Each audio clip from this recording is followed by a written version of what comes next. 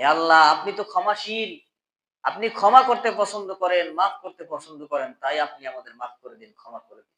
এই রাত্রে যে মানুষ, যে বান্দা আল্লাহর কাছে কি করে, মাফ চায়, আল্লাহ তাআলা ওই বান্দাকে, ওই মানুষকে, ওই বান্দা বান্দীদেরকে মাফ করে দেয়। সুবহানাল্লাহ। কদরের রাত্রের পরে আর যদি কোনো দামি রাত্র থাকে, সেটা হলো এই লাইলাতুল বরাতের রাত্র, শবে বরাতের রাত্র। আমাদের আজকের আলোচনার বিষয় হচ্ছে পবিত্র শাবান মাসের আমল সম্পর্কে।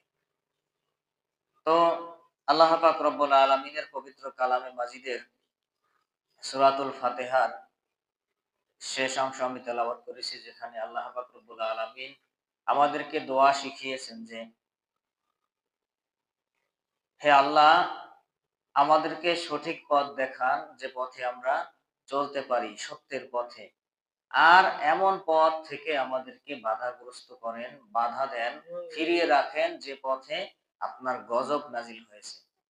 তাহলে এই দোয়া আমরা প্রতি রাকাতে রাকাতে আল্লাহ তাআলার কাছে করি, ঠিক কিনা বলেন? তো আল্লাহ তাআলার কাছে দোয়াও করতে হবে সঠিক পথে থাকার জন্য, এবং সত্যের পথে, সঠিক পথে থাকতে হবে, থাকার চেষ্টা করতে হবে।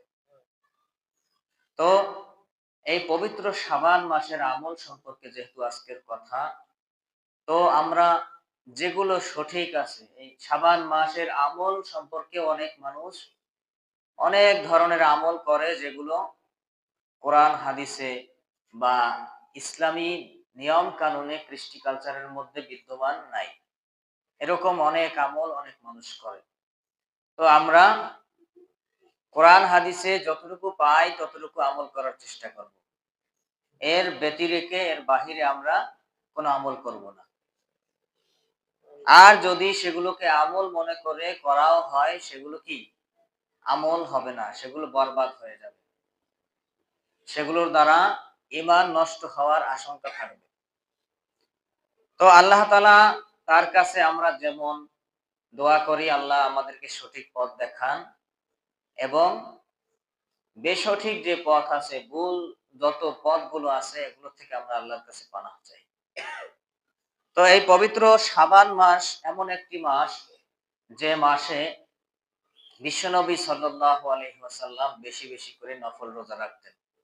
আম্মা জান আয়েশা সিদ্দিকা রাদিয়াল্লাহু তাআলা আনহা, তিনি বলেন যে, সারা বছরের মধ্যে বিশ্বনবী সাল্লাল্লাহু আলাইহি ওয়াসাল্লামকে এই শাবান মাসে অধিক পরিমাণে নফল রোজা রাখতে আমি দেখেছি। সুবহানাল্লাহ। শুধু নফল রোজা এমনটা নয়, এই মাসে তিনি বেশি বেশি আমল করার চেষ্টা করতেন। কারণ সামনেই পবিত্র রমজান মাস কি অপেক্ষা করতেছে আমাদের জন্য। তো একজন সম্মানিত মেহমান যদি আসতে থাকে, তার জন্য অপেক্ষা করলে, তার জন্য আঞ্জামের ব্যবস্থা করা হয়, তার জন্য, তাকে স্বাগত জানানোর জন্য ব্যবস্থা করা হয়, ঠিক কিনা বলেন? সুন্দর করে সুসজ্জিত করে, সাজিয়ে গুছিয়ে একেবারে, যাতে তার কোনো অসম্মান না হয়, অপমান বোধ না হয়, তার সম্মান যাতে ক্ষুণ্ণ না হয়, এ ব্যাপারে আমরা সবাই সচেষ্ট থাকি। এই জন্য বিশ্বনবী সাল্লাল্লাহু আলাইহি ওয়াসাল্লাম, তিনি রমজান মাসকে খুবই সম্মানের মাস, কদরের মাস, মর্যাদার মাস হিসেবে তিনি ভাবতেন, মনে করতেন। আর রমজান মাস যেহেতু দামি মাস, দামি মাস আসার আগে দামি মাসের জন্য তিনি প্রস্তুতি নিতেন। কিভাবে?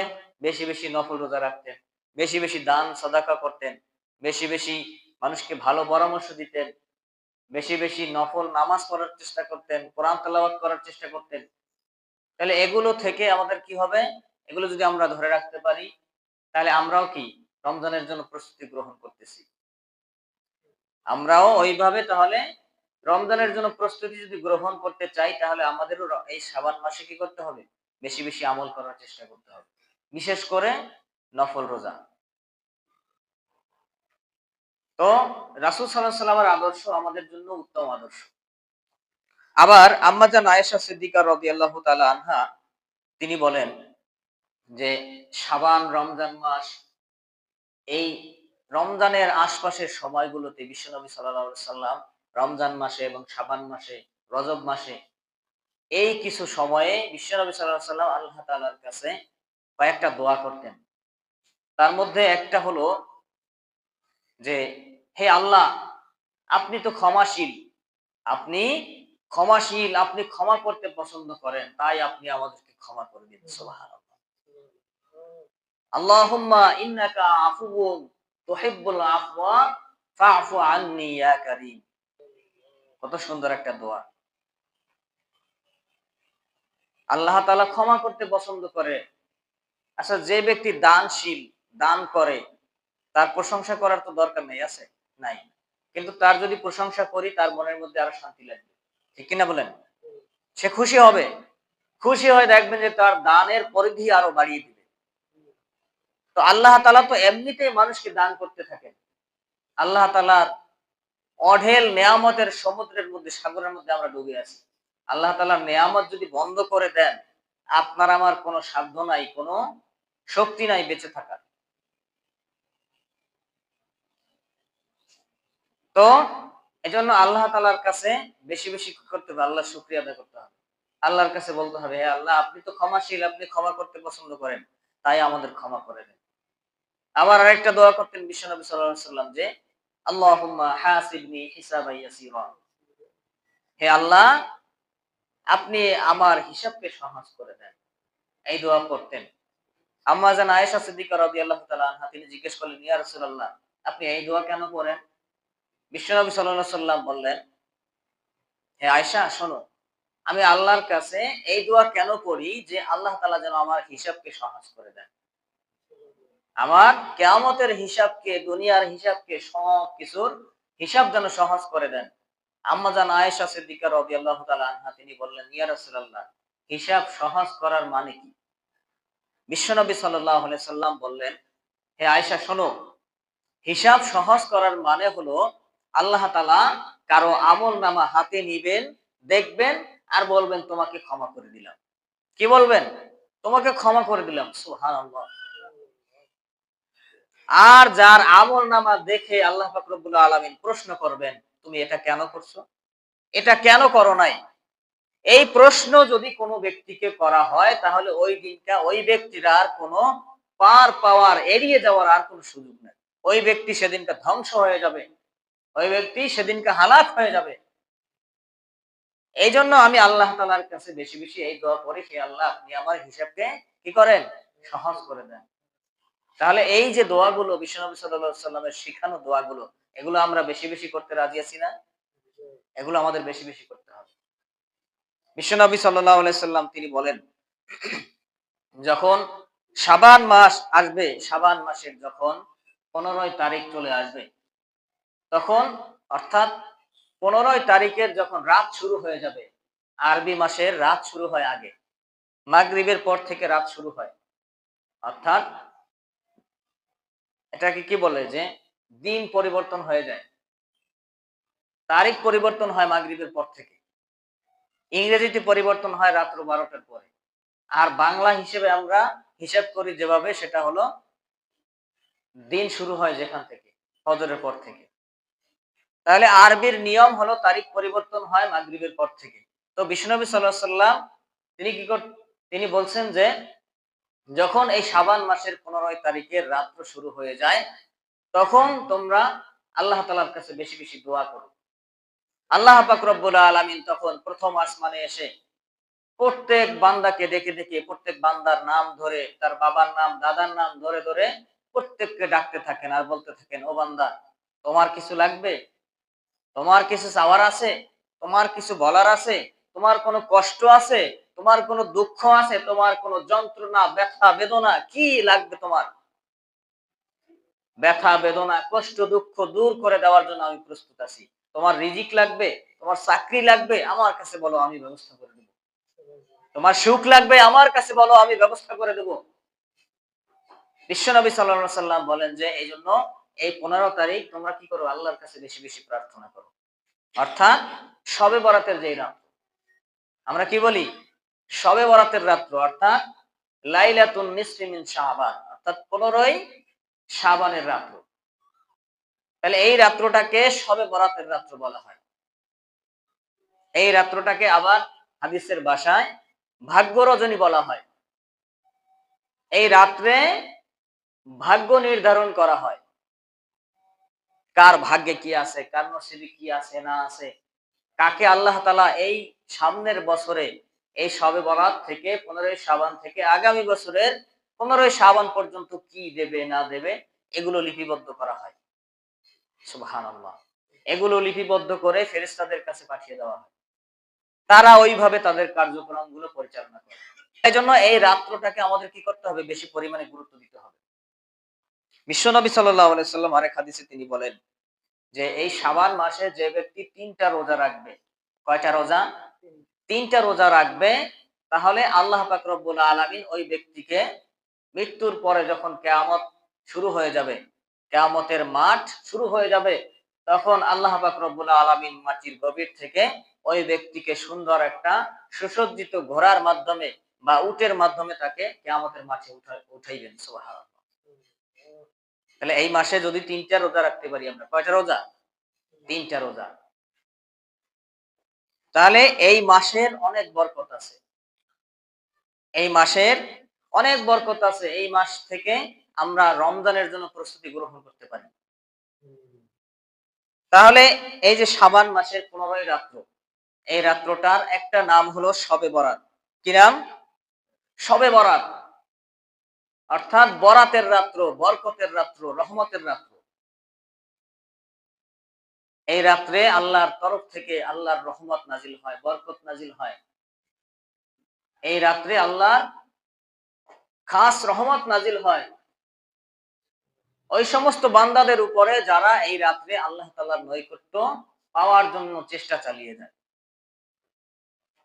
এবং ফেরেশতারা কি করেন, দুনিয়ার আসমানে এসে প্রত্যেকের কাছে কাছে যান এবং দেখতে থাকেন কে কোন অবস্থায় আছে। লাইলাতুল কদরের রাত্রে যেরকম ফেরেশতারা আসে দুনিয়ার আসমানে দুনিয়াতে বিচরণ করে, ঠিক তেমনি ফেরেশতারা দুনিয়ার আসমানে দুনিয়াতে বিচরণ করতে থাকে এই শবে বরাতের রাত্রেও। তাহলে এই রাত্রে যারা ঘুমিয়ে থাকবে, আনন্দ উল্লাসে থাকবে, দুনিয়ার মৌজ মাস্তিতে থাকবে, তারা কি আল্লাহর রহমত পাবে? কি বলেন, পাবে নাকি? তো এই জন্য আমাদের কি করতে হবে, এই শবে বরাতের রাত্রকে আমাদের গুরুত্ব দিতে হবে। এই রাত্রের আরেকটা নাম হলো লাইলাতুল মুবারাকা। এই রাত্রের নাম কি? লাইলাতুল মুবারাকা, মানে সম্মানিত রাত্র, দামি রাত্র, মুবারকপূর্ণ রাত্র। আরেকটা নাম হলো এই রাত্রের লাইলাতুর রহমা, আল্লাহর রহমতের রাত্র। সুবহানাল্লাহ। আরেকটা নাম হলো লাইলাতুস সফ, অর্থাৎ এই রাত্রটাকে পরিকল্পনার রাত্র বলা হয়। এই রাত্রে আল্লাহ তাআলা কি করবেন না করবেন, আগামী বছরে বান্দাদেরকে কি দেবেন না দেবেন, এটার একটা ছক তৈরি করে, লিস্ট তৈরি করে, পরিকল্পনা করে ফেরেশতাদের কাছে দিয়ে দেন। ফেরেশতারা ওইভাবে তাদের কাজগুলো সারা বছর চালিয়ে নেয়। এই রাত্রের আরেকটা নাম হলো লাইলাতুল বারআ, অর্থাৎ ক্ষমার রাত্র, মাফ পাওয়ার রাত্র। সুবহানাল্লাহ। এই রাত্রে যে মানুষ, যে বান্দা আল্লাহর কাছে কি করে, মাফ চায়, আল্লাহ তাআলা ওই বান্দাকে, ওই মানুষকে, ওই বান্দা বান্দীদেরকে মাফ করে দেয়। সুবহানাল্লাহ। তাহলে এই রাত্রের দাম আছে না নাই বলেন? ইয়াসার রাদিয়াল্লাহু তাআলা আনহু তিনি বলেন যে কদরের রাত্র মানুষের কাছে যে রকমের সম্মানিত, এই কদরের রাত্রের পরে আর যদি কোনো দামি রাত্র থাকে, সেটা হলো এই লাইলাতুল বরাতের রাত্র, শবে বরাতের রাত্র। সুবহানাল্লাহ।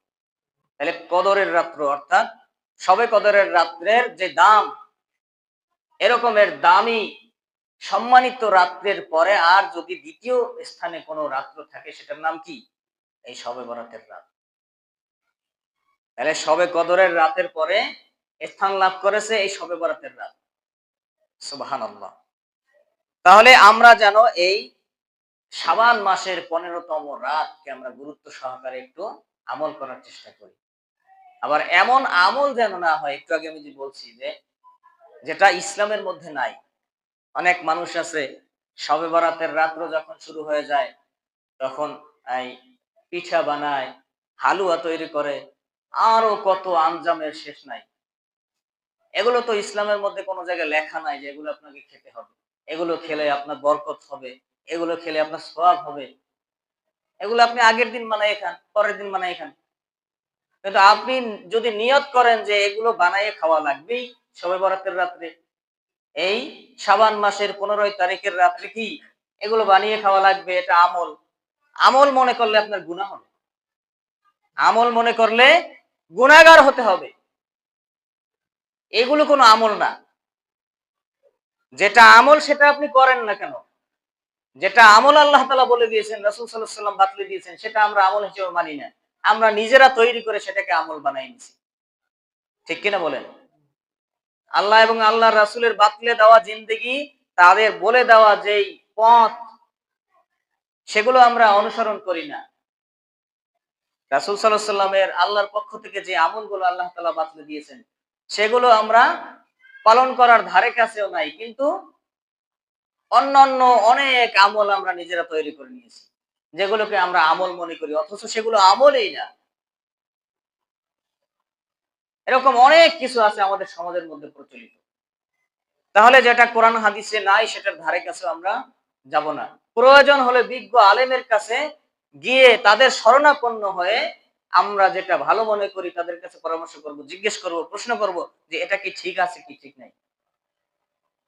আবার অনেক মানুষ আছে তো প্রশ্ন করে না, মনে হয় যেন সে বিজ্ঞ পণ্ডিত হয়ে গেছে, সে গিয়ে এমন ভাবে খোঁচা মারে হুজুরের অবস্থা 12টা বেজে যায়। আমরা অনেক সময় দেখা যায় যে এলেম শিখি, ইসলামের জ্ঞান শিখি নিজে সংশোধন হওয়ার জন্য না, নিজে পরিবর্তন হওয়ার জন্য না। একজন আলেমকে কিভাবে খোঁচা মারা যায়, কিভাবে তার ভুল ধরা যায়, আমরা এলেম শিখি এই জন্য। এই হলো আমাদের অবস্থা। তাহলে আমরা কিভাবে শান্তিতে থাকবো, কিভাবে পরিবর্তন হব, কিভাবে আমাদের সমাজের মধ্যে শান্তি আসবে? আসার সম্ভাবনা আছে? নাই। এজন্য নিজে সংশোধন হওয়ার জন্য, নিজে পরিবর্তন হওয়ার জন্য এলেম শিখতে হবে। তাহলে দেখবেন যে সমাজ অটোমেটিক্যালি পরিবর্তন হয়ে যাবে। একটা কথা আছে যে নিজে ভালো তো জগৎ ভালো। আমি যদি ভালো হয়ে যাই, সমাজ থেকে একটা খারাপ মানুষ কমে যাবে। একটা ভালো মানুষের কাতারে, ভালো মানুষের সিরিয়ালে একটা মানুষ বাড়বে। আপনি যদি ভালো হয়ে যান, সমাজ থেকে একটা খারাপ মানুষ কমে যাবে। আরেকজন যদি ভালো হয়ে যায়, আরেকজন খারাপ মানুষ কমে যাবে সমাজ থেকে। এরকম করে একজন একজন নিজের চেষ্টায় নিজে যদি ভালো হয়ে যায়, তাহলে কি সমাজ থেকে খারাপ মানুষগুলো আস্তে আস্তে কমে যাবে। ঠিক কিনা বলেন? তো আমি যদি ভালো হতে না চাই, আমাকে যদি 100 জনেও চেপে ধরে ভালো হওয়ার জন্য, জীবনে কেউ পারবে ভালো বানাতে আমাকে? পারবে না। চোরে যদি চুরি করে, গৃহস্থ কি মানে এটা পাহারা দিয়ে রাখতে পারে? পারে না।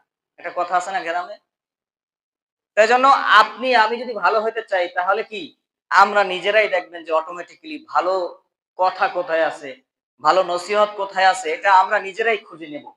আর যদি ভালো হতে না চাই, ভালো কথা কানের কাছে এসে ভাসবে, ভালো কথাগুলো কানের কাছে ঘুরবে, তারপরেও এক কান থেকে ঢুকবে, আরেক কান থেকে বের হয়ে যাবে, ওটা আমলের ধারে কাছেও নাই। ঠিক কিনা বলেন?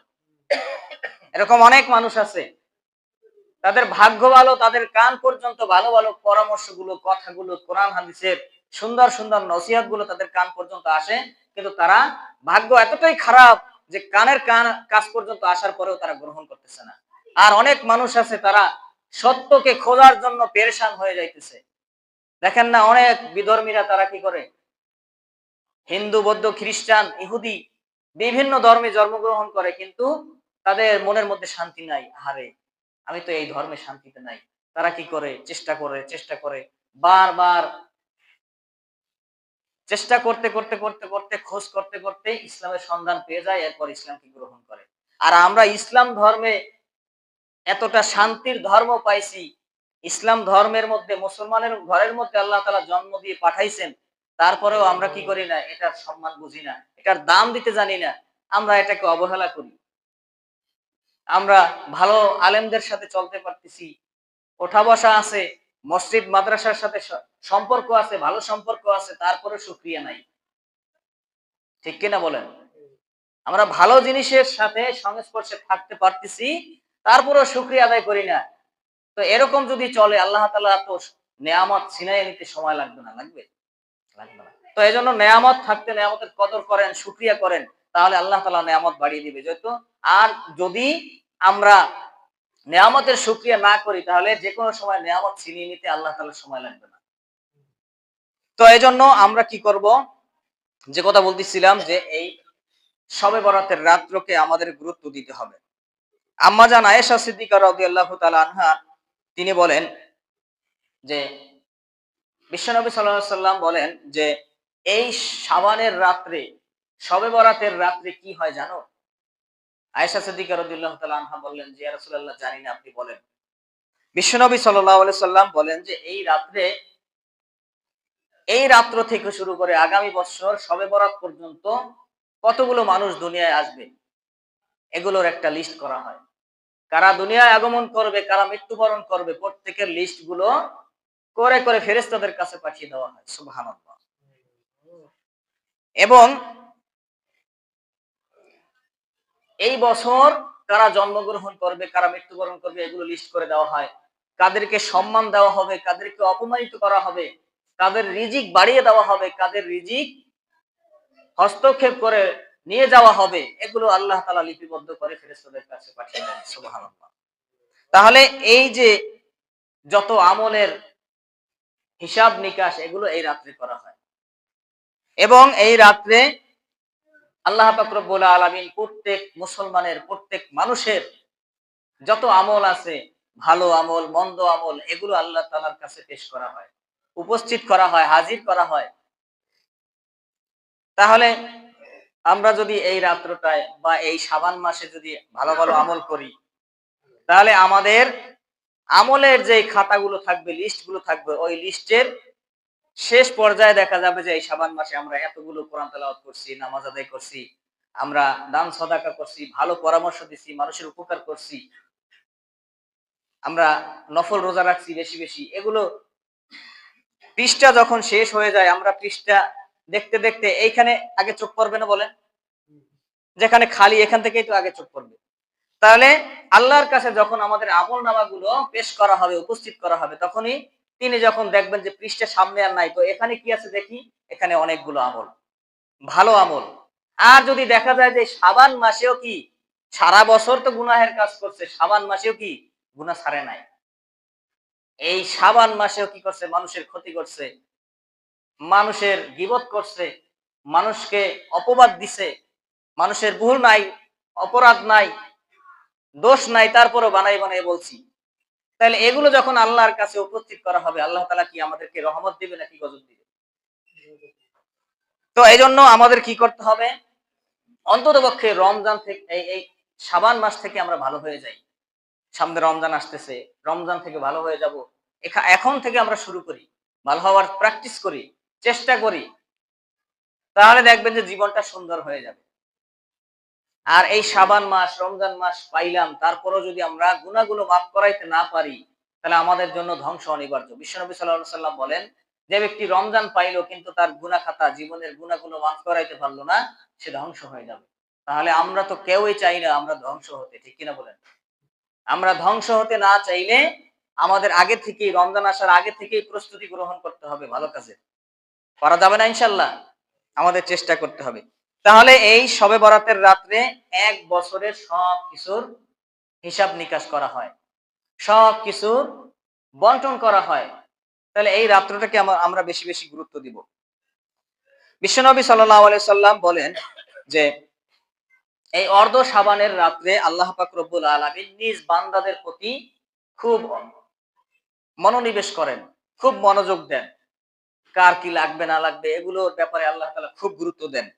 তো এই রাত্রে আল্লাহ পাক রব্বুল আলামিন দুই ব্যক্তিকে ক্ষমা করে না, আর বাকি সমস্ত ব্যক্তিকে ক্ষমা করে দেয়। সুবহানাল্লাহ। তো সেই দুই প্রকার ব্যক্তি কারা কারা? এক নাম্বার হলো মুশরিক। কারা? মুশরিক। দুই নাম্বার ব্যক্তি হলো যারা হিংসুক, হিংসা করে, অহংকার করে। তাহলে মুশরিক কারা? যারা শুধুমাত্র মূর্তি পূজা করে তারাই কি মুশরিক? আমরা তো কি করি, মূর্তি পূজা করে মানে কি, আল্লাহর সাথে শিরিক করে, মানে আল্লাহর বিরুদ্ধাচরণ করে, আল্লাহকে বাদ দিয়ে অন্য একজন খোদা বানিয়ে নিয়েছে, অন্য একজন প্রতিপালক বানিয়ে নিয়েছে, রব বানিয়ে নিয়েছে, ঠিক কিনা বলেন? এই জন্য তাদেরকে আমরা মুশরিক বলি, আল্লাহর সাথে শিরিক করতেছে। তো তারাই কি শুধুমাত্র আল্লাহর সাথে এই শিরিক করে? আল্লাহকে মানে না বিধায় আমরা কি করি? তাদেরকে মুশরিক বলি। তো আমরা কি করি? আল্লাহ নামাজের মধ্যে আমরা দাঁড়িয়ে আল্লাহর কাছে বলি, হে আল্লাহ, আপনাকে মানি আর কাউকে মানি না, আপনার কাছে চাই আর কারো কাছে চাই না। সূরা ফাতিহার মধ্যে এগুলো আমরা বলি, দোয়া কুনুতের মধ্যে এগুলো আমরা বলি। আমরা তো অর্থ জানি না, এজন্য আমরা বুঝি না, পান্তা ভাতের মতো খাই আর ইনপুট আর আউট, ইনপুট আর আউটপুট করি, ঠিক কিনা বলেন? এই হলো আমাদের অবস্থা। তাহলে আমরা কি বলি? আল্লাহ আপনার কাছে চাই আর কারো কাছে চাই না, আপনাকে মানি আর কাউকে মানি না। কিন্তু মসজিদ থেকে বের হয়ে সমাজের মধ্যে যখন যাই, আল্লাহর আইন বাদ দিয়ে মানুষের আইন মানি, মানব রচিত আইন সেগুলো পালন করি। সমাজের মধ্যে, এলাকার মধ্যে, উপজেলার মধ্যে, জেলার মধ্যে, দেশের মধ্যে, বিশ্বের মধ্যে আল্লাহর আইন আছে কোথাও? যদি কোনো জায়গায় আল্লাহর আইন বাস্তবায়ন করার চেষ্টা করাও হয়, তাদেরকে হেনস্থা করে শেষ করে দেওয়া হয়, ঠিক কিনা বলেন? শান্তি কোথায় পাবেন আপনি? আমরা যে আল্লাহর সাথে শিরিক করি, আমরা মুসলমানরাও এটা আমরা বুঝি না। এই যে আমরা আল্লাহকে বললাম নামাজে দাঁড়িয়ে, হে আল্লাহ, আপনাকে মানি আর কাউকে মানি না, আপনার কাছে চাই আর কারো কাছে চাই না, আপনার কাছে মাথা নত করি আর কারো কাছে মাথা নত করি না, কিন্তু মসজিদ থেকে বের হয়ে মানুষের কাছে মাথা নত করি, ঠিক কিনা বলেন? স্যারের কাছে গিয়ে মাথা নত করি, ম্যাজিস্ট্রেটের কাছে গিয়ে মাথা নত করি, সচিবের কাছে গিয়ে মাথা নত করি, প্রধানমন্ত্রীর কাছে গিয়ে মাথা নত করি, নয়তো চাকরি থাকবে না, নয়তো পেটে ভাত জুটবে না। এটা কি শিরিক না? এটাও তো শিরিকের অন্তর্ভুক্ত। তাহলে সেই শিরিক যদি পরিবর্তন করতে চান, আপনার আমার কি করতে হবে? এই যে সামনে নির্বাচন আসতেছে, এই নির্বাচনে আপনি যাকে ভোট দিয়ে, আপনার আমানত ভোট, সবচেয়ে গুরুত্বপূর্ণ আমানত হলো ভোট। এই ভোট দিয়ে আপনি যাকে নেতা বানাবেন, আপনি মনে করেন আমাকে নেতা বানাইছেন, আমি যদি নেতা হয়ে আমার নেতার টেবিলে আমার সম্মানিত স্থানে বসে কলমের খোসা দিয়ে লাখ লাখ কোটি কোটি টাকা আমি বিদেশ পাচার করি, কলমের খোসা দিয়ে মশা বের করে নিয়ে চলে যাই, কেউ টের পাবে না। এই যে চুরি করলাম, জনগণের হক নষ্ট করলাম, এগুলোর দায় আপনারও।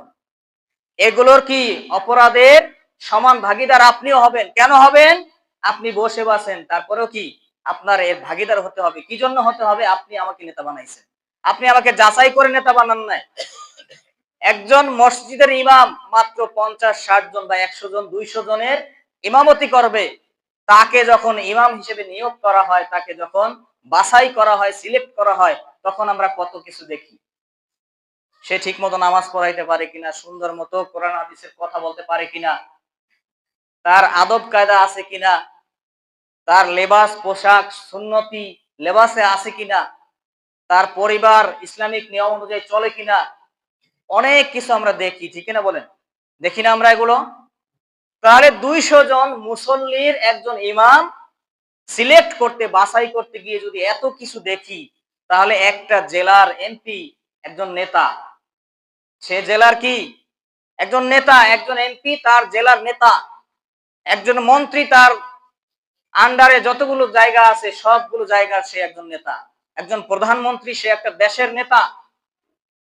তাহলে তাকে যখন নির্বাচিত করতে যাই, তখন আমরা দেখি না সে ভালো কিনা, চোর কিনা, ডাকাত কিনা, সৎ চরিত্রবান কিনা, সে ঘুষ খায় কিনা, মানুষের ক্ষতি করে কিনা, মানুষের উপরে জুলুম করে কিনা, অত্যাচার করে কিনা, এগুলো আর দেখার সময় নেই আমাদের। পকেটের মধ্যে যদি 500 টাকা ঢোকে, পকেট গরম হয়ে যায়, ভোটটা অমনি গিয়ে হাত কান গিয়ে তার সিলের উপরে, তার মার্কের উপরে আমাদের ভোট চলে যায়। এই হলো আমাদের চরিত্র। আমরাই তো নেতাদেরকে খারাপ বানাই।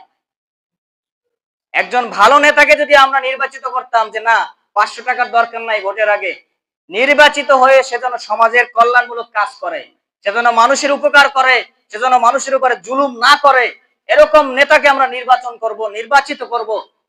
নির্বাচনের আগে আমাদের টাকার দরকার নাই, আমরা 500 টাকার জন্য ইমান হারা হতে চাই না, ঠিক কিনা বলেন? কিন্তু সেটা আমরা ভাবি না। 500 টাকা দিছে তো তার জয়ধ্বনি, অমুক ভাইয়ের চরিত্র ফুলের মতো পবিত্র, নামাজ পড়ে না 1 ওয়াক্ত, গাঁজা খায় 5 ওয়াক্ত, আছে না নাই? চাঁদাবাজি করে দর্শক, এরকম নেতা আমাদের সমাজের মধ্যে নাই। এইরকম নেতা যদি আপনি নির্বাচিত করেন, আল্লাহর কাছে ধরা খাওয়া লাগবে। এই আমানত ভোট এর ব্যাপারে আল্লাহ তাআলার কাছে জবাবদিহি করতে হবে। সেজন্য আমাদের সবার বিবেক আছে, আল্লাহ তাআলা বিবেক দিয়েছেন। আল্লাহ তাআলা পবিত্র কোরআনের মধ্যে বলেন, যারা বিবেক দিয়ে বিবেচনা করে না তারা হলো চার পায়া প্রাণীর মতো, আমার কথা না, বানানো কোনো কথা না। পবিত্র কোরআনের মধ্যে আল্লাহ তাআলা বলে দিয়েছেন, তারা হলো চার পায়া প্রাণীর মতো, গরু, ছাগল, কুকুর, শূকর, এদের চার পাও আছে, এদের মতো। আল্লাহ তাআলা বলেন যে না, এর চাইতেও নিকৃষ্ট। কেন? তারা যখন তাদের বিবেক দ্বারা বিবেচনা করে না, চোখ দ্বারা সত্যকে দেখে না, মুখ দিয়ে সত্য কথা বলে না, হাত দিয়ে অন্যায়ের বাধা দেয় না, সত্যর কাজ করে না, তখন তারা গরু ছাগল নয়, কুকুর শূকর নয়, এর চাইতেও নিকৃষ্ট। নাউজুবিল্লাহ। তাহলে আমরা কি ওই কাতারে যেতে চাই? চাই না। আল্লাহ তাআলা নিজে আমাদেরকে বানিয়ে আশরাফুল মাখলুকাত, তিনি বলেন এই মানুষকে আমি শ্রেষ্ঠত্ব দান করেছি, সৃষ্টিগুলোর শিরোমণি বানিয়েছি। সেই আল্লাহ তাআলাই আবার কি করতেছে? মানুষের অপমান করতেছে। কেন করতেছে? মানুষ যখন অমানুষ হয়ে যাবে, মানুষের মধ্যে থেকে যখন মনুষ্যত্ববোধ হারিয়ে যাবে, তখন তাদেরকে আল্লাহ তাআলা অপমান করছে। এজন্য আমরা যদি মানুষের কাতারে থাকতে চাই, আমাদের বিবেক দ্বারা বিবেচনা করে কাজগুলো করতে হবে। রাজি আছি না ইনশাআল্লাহ? আমাদের এরকমের বিবেক জাগ্রত করে সবসময় কাজ করতে হবে। তো বিশ্বনবী সাল্লাল্লাহু আলাইহি সাল্লাম এই শাবান মাসে অনেক আমল করেছেন। আম্মা জান আয়েশা সিদ্দিকা রাদিয়াল্লাহু তাআলা আনহা, তিনি এই শাবান মাসের রজনীতে, শবে বরাতের রাত্রে তিনি ঘুমিয়েছিলেন। একটু পরে সজাগ হয়ে দেখলেন যে বিশ্বনবী সাল্লাল্লাহু আলাইহি সাল্লাম আমার পাশে নাই। তিনি চিন্তা করলেন হয়তো অন্য কোনো বিবির কাছে, অন্য কোনো স্ত্রীর কাছে তিনি গেছেন। আম্মা জান আয়েশা সিদ্দিকা রাদিয়াল্লাহু তাআলা আনহা উঠে তিনি দরজা খুলে এরপরে খুঁজতেছেন, পান না। এরপরে খোঁজ করতে করতে গিয়ে দেখেন যে জান্নাতুল বাকিতে বিশ্বনবী সাল্লাল্লাহু আলাইহি সাল্লাম তিনি কবর জিয়ারত করতেছেন। সুবহানাল্লাহ। তাহলে এই শাবান মাসে আমাদের কি কাজ? অনেক কাজ আছে। তার মধ্যে একটা হলো কবর জিয়ারত করা। মা বাবা, দাদা দাদি, সন্তান সন্ততি যারাই দুনিয়া থেকে বিদায় নিয়েছে, তাদের কবর জিয়ারত করা, এটাও একটা কি? বিশ্বনবী সাল্লাল্লাহু আলাইহি সাল্লামের সুন্নাত আমল। তাহলে এই শাবান মাসে আমাদের অনেক কাজ। তার মধ্যে একটা হলো এই কবর জিয়ারত করা। আর একটা কাজ হলো রাত্রে বেশি বেশি ইবাদত করতে হবে। কোরআন তেলাওয়াত করেন, জিকির আজকার করেন, নফল নামাজ পড়েন, এগুলো আমাদের করতে হবে। আর 15 তারিখে, এই শাবান মাসের 15 তারিখে আমাদের কি করতে হবে? ওই রাত্রে বেশি একটু গুরুত্ব দিতে হবে এবং পরের দিন রোজা রাখতে হবে। যদি সম্ভব হয় 3টা রোজা রাখবেন, তাহলে আল্লাহ তাআলা অনেক সম্মানিত করবেন। তো কয়েকটা পয়েন্ট বলে আমি শেষ করব ইনশাআল্লাহ। যে আল্লাহ পাক রব্বুল আলামিন এই রাত্রে সমস্ত মানুষকে ক্ষমা করে দিবেন। তার মধ্যে কয়েক প্রকার ব্যক্তিকে আল্লাহ তাআলা ক্ষমা করবে না। এর মধ্যে 1 নাম্বার হলো যারা আল্লাহ তাআলার সাথে অংশীদারিত্ব করে, অর্থাৎ শিরিক করে। 1 নাম্বারে কি? আল্লাহর সাথে যারা শিরিক করে। আমরা যদি ভালো নেতা নির্বাচিত না করি, চোর বাটপার নির্বাচিত করি, তাহলে এটাও কি আল্লাহর সাথে শিরিক হয়ে গেল। কারণ তারা তো আর আল্লাহর কোরআন দিয়ে, হাদিস দিয়ে পরিচালনা করবে না দেশ। পরিচালনা করবে দেশ? তারা তাদের নিজস্ব মতবাদ দিয়ে, মানব রচিত আইন দিয়ে তারা পরিচালনা করবে। তাহলে এটাও আমরা কি আল্লাহর সাথে শিরিক করলাম। যারা কোরআন দিয়ে দেশ পরিচালনা করবে, তারাই কি আল্লাহর সাথে, আল্লাহকে রব হিসেবে, পালনকর্তা হিসেবে, ইলাহ হিসেবে, হুকুমদাতা হিসেবে মানে। আর যারা আল্লাহকে ইলাহদাতা হিসেবে মানে না, তারাই মানব রচিত আইন প্রণয়ন করার, বাস্তবায়ন করার চেষ্টা করে। তারা আল্লাহর সাথে শিরিক করে। এজন্য আমাদের আল্লাহর আইন বাদ দিয়ে কোনো মানুষের আইন পালন করা যাবে না। যদি ঈমান রাখতে চাই, যদি ঈমানদার হই, ঈমানের যদি পরিচয় রাখতে চাই, যদি ঈমানদার হিসেবে দাবি করি, তাহলে আল্লাহর আইন বাদ দিয়ে কোনো জায়গায় কোনো আইন মানা মুসলমানের পক্ষে, ঈমানদারের পক্ষে সম্ভব না। তাহলে এই গেল 1 নাম্বার পয়েন্ট, যে আল্লাহর সাথে অংশীদার করা যাবে না। 2 নাম্বার, যারা হিংসুক, যাদের মধ্যে অহংকার আছে, অন্যের ভালো দেখে গা জ্বলে, অন্যের ভালো থেকে একজন মানুষ ভালো আছে, খেয়ে পরে ভালো আছে, ইনকাম সুন্দরভাবে আল্লাহর পথে চলতেছে, ভালো কাজ করতেছে, আমরা কি করি? তার ক্ষতি করার চেষ্টা করি, একজনের রিজিক নষ্ট করার চেষ্টা করি, একজনের চাকরিচ্যুত করার চেষ্টা করি, একজনের ব্যবসা বাণিজ্য ধ্বংস করে দেওয়ার চেষ্টা করি। একজন মানুষ ভালো একটা প্রতিষ্ঠানে আছে, তাকে ওখান থেকে কিভাবে ভাগিয়ে দেওয়া যায়, এই চেষ্টা অনেক মানুষের মধ্যে আছে। তাহলে এগুলো যারা করে, তাদেরকেও আল্লাহ তাআলা ক্ষমা করবে না। 3 নাম্বার হলো তাদেরকে আল্লাহ পাক রব্বুল আলামিন ক্ষমা করবে না যারা কোনো মানুষকে অন্যায়ভাবে হত্যা করছে। এরকম মানুষ বাংলাদেশে নাই, আছে? পৃথিবীর মধ্যে আছে? তাহলে যারা অন্যায়ভাবে কোনো মানুষকে হত্যা করছে, ফাঁসি দিয়েছে, ক্রস ফায়ার করছে, তাদেরকে আল্লাহ তাআলা ক্ষমা করবে না, যতই কান্নাকাটি করুক না কেন। এতটা সহজ না। আল্লাহ তাআলার এক ওয়াক্ত নামাজ, একটা ইবাদত আপনি ছেড়ে দেন, আল্লাহ তাআলা চাইলে মুহূর্তের মধ্যে ক্ষমা করে দিবে। এটা কারো কাছে জবাব দেওয়া লাগবে না। আল্লাহ জবাব দেওয়া লাগবে? লাগবে না। কিন্তু আপনি যদি আমার ক্ষতি করেন, আমি যদি আপনার ক্ষতি করি, আপনার কাছ থেকে আমি মাপ না চাইলে আল্লাহ তাআলা কোনোদিন ক্ষমা করবে না, কোনোদিন মাফ করবে না। অনেক জুব্বাওয়ালা, তাহাজ্জুদ গুজারি, অনেক দানশীল ব্যক্তি, শহীদ ব্যক্তি, তারাও কিয়ামতের দিন জাহান্নামে চলে যাবে। কেন যাবে? মানুষের হক নষ্ট করছে, মানুষের ক্ষতি করছে, মানুষের গুম হারাম করছে, মানুষের চাকরি নষ্ট করছে, মানুষের সম্পদ আত্মসাৎ করছে। এরকম মানুষ সমাজের মধ্যে নাই। যদি থাকে, যার ক্ষতি করছেন, যার সম্পদ নষ্ট করছেন, তার কাছে গিয়ে মাপ চাওয়া লাগবে, হয়তো আল্লাহর কাছে মাপ পাওয়া যাবে না। দুনিয়ায় জীবিত থাকতে তার কাছে গিয়ে মাপ চান, অথবা ওই সম্পদ পরিমাণ অর্থ তার কাছে পরিশোধ করেন যদি বাঁচতে চান, জান্নাতে যদি যেতে চান। এই শেষ সুযোগ, এছাড়া আর কোনো সুযোগ নাই।